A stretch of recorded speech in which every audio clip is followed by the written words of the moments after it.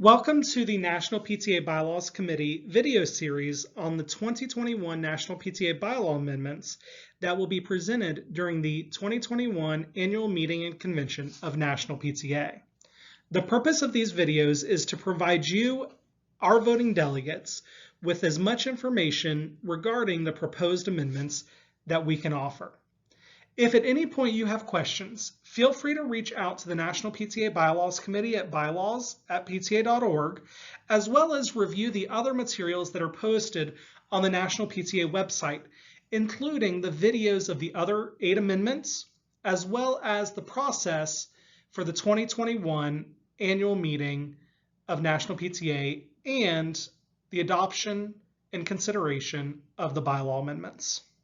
This video in our series will discuss the amendment regarding state president service on the National PTA Board of Directors.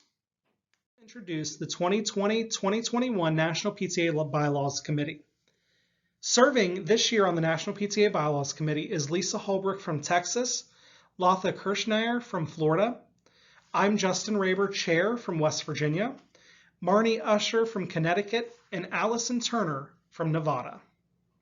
This year, during the virtual annual meeting of National PTA, we will be considering 9 total bylaw amendments, which include an amendment regarding reduction in composition of the National PTA Board of Directors, a restructure of the National PTA committees, a name change to the title member representative, the membership year for the national supporting member, the eligibility of service for current Nominating and Leadership Recruitment Committee members, an amendment regarding membership termination, an amendment regarding state president service on the National PTA Board of Directors, an amendment regarding the virtual annual meeting and convention of National PTA, and finally, an amendment regarding the term length for National PTA governance, moving from a 2-year to a 3-year term.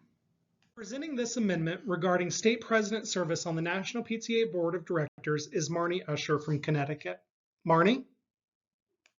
Hopefully everyone has had time to read the proposed amendment. Briefly, this amendment clarifies the state president's eligibility for board service. Rationale: to eliminate any conflicts of interest that may arise between an individual's service on the National PTA Board of Directors and as a state constituent association president, and clarifying the board members' duty of loyalty, obedience, and care. Under the current bylaws, a state president can serve in their capacity as a president and as a national board member for up to 6 months. This can create a potential conflict of interest, whether real or more likely perceived, that could hinder that person's ability to do one or both of those jobs.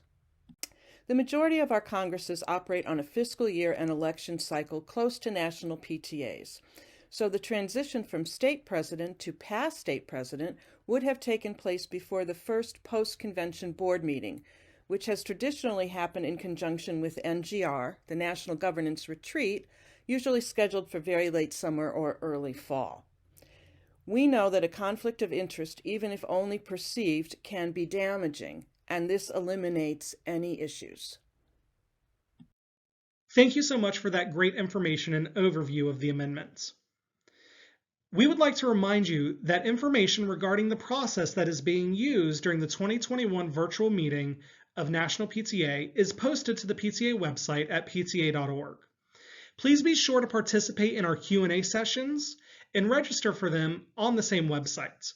Our Q&A sessions regarding these amendments will be hosted on June 1st, 2nd, and 3rd. Be sure to pre-register.